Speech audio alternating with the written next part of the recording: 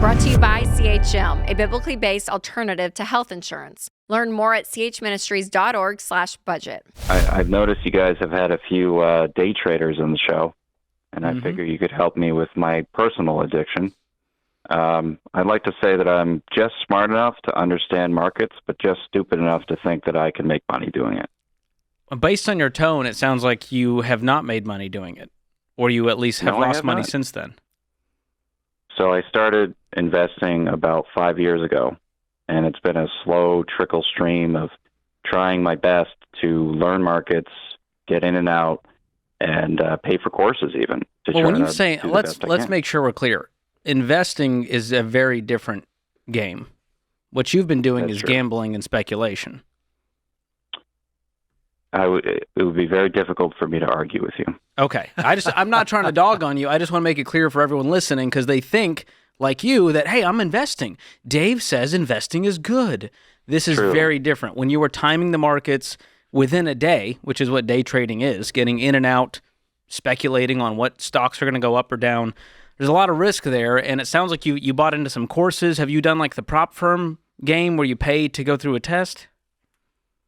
Something similar to that, yeah, but not precisely. More like courses offered by, certain gurus.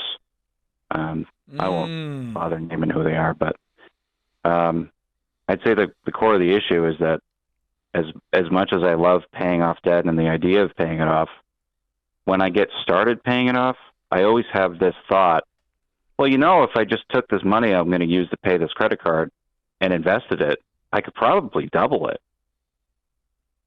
That's the starry-eyed gambler in you. Right. Well, you know what? I'll tell you this, Christopher. You are very self-aware, and I appreciate your honesty. Even calling in and saying, I have an addiction versus, no, I don't. It's a hobby. It's a passion of mine. And so I appreciate you even calling that out. How much money have you spent on this addiction? Over the course of the past 5 years, probably about $70,000. Wow. And are you in debt currently? I am currently in debt, yes. How much? So I'm at a total of $45,000. Okay, what kind of debt is that? I've got $30,000 in credit card debt, $5,000 that I owe to my father, and about $9,000 that I owe to my ex-wife. Man, how much of this was due to the day trading? I'd say about 25. Okay, so over half. Yeah. Have you sought help? Have you looked into Gamblers Anonymous?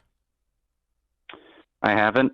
I think up until this point, I didn't really think of it as being an issue.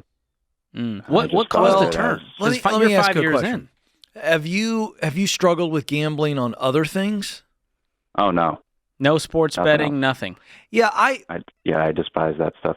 Yeah, so George, I appreciate what you said, and I think what you're saying is right. It is a form of gambling, but I don't think this is a full-blown gambling type addiction. I don't think that this is it. I think you've got a little bit of the Dumb and Dumber philosophy. I don't know if you're old enough to remember that movie, but there's the signature line in Dumb and Dumber is uttered by Jim Carrey's character. And he's talking to his love, and he basically asks her if there's any chance, and she was like 1 in a million. And his reply is, so you're telling me there's a chance. You know the line, right? Yeah, I do know that line. And based on what I've heard so far, I think it is I don't know that you have – now, I could be wrong, George, and I could be wrong, Christopher, but I don't think this is like gambling addiction therapy stuff. I could be wrong. I think this is more a shift in what you focus on. I've nerded out. George gets tired of me talking about this stuff. He's heard me talk about it a million times. I've nerded out. I get tired of Ken talking in general. Well, that's true. Well, hang on. You got a little more coming your way. I've done so much research and studying on the power of focus. There's a lot written on it. And I think that you've been focused on this, so you're telling me there's a chance. Pie in the sky. Next time is my time. And I think you've got to look at $70,000 lost. And I think you got to focus on a more sound financial strategy, which George can lay out for you. And I think if you go, I want to become wealthy and I need to focus on tried and true strategies, not this highly speculative, hit the gold, there's gold in them hills and all that stuff. I think it's a focus issue. And I think that could be a big solution for you. I really do. But I think that's what's going on. You just have focused so much, intense time on this concept, and it's blinded you. Yeah, I think to Ken's point, it feels like you've lost agency over your life, and so you've relinquished the control to chance at this point because you don't believe in Christopher to get out with his own willpower, with his own income. Mm-hmm. Does that sound right? Yeah, Are we on to that, something? Okay, good.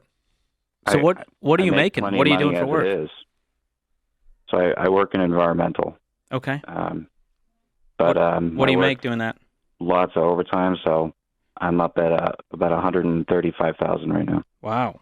So you could clean up this debt within a year, no problem. That's part of the reason that I called you guys.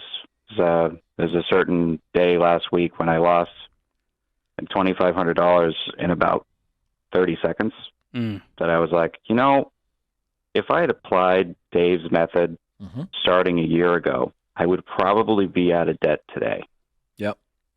And that's what prompted me to call. Yeah, you need a new process to focus on. You've been focused on the wrong process. And I think the power focus is so unbelievable. And so you need to shift your eyes to something that's going to win long term. While adding more friction and removing the triggers and temptations in your life. So have you deleted every app, deleted accounts of every day trading site? I can't stop looking at them, even though I'm not trading currently. I think it's your next step. No, first of all, you can. You can stop looking at them. Stop looking at them. Just go, this has absolutely been a train wreck for me. And I'm going to stop looking at the train wreck. Just stop. Yeah. And it might take a few days of streaks to convince yourself, man, it's been 3 days. I haven't even looked at this app. I don't miss it. I'm making progress. And so it's going to take, I'm not saying this is going to be easy because you've been doing this for 5 years. I mean, it's become a habit. So we have to replace that habit with a good one, which might mean we're taking everything off the home screen and putting every dollar there, and our budget's the one thing we're going to look at. And it's going to be a reminder that we're getting out of this debt. This time, once and for all, no day trading, just sheer willpower and our income, which is our greatest wealth building tool. By the way, George, I'm 15 years without drinking sweet tea. Wow. I used to drink sweet tea all the time. Didn't think I could stop. And one day I was like, this is too much freaking sugar. You're so brave.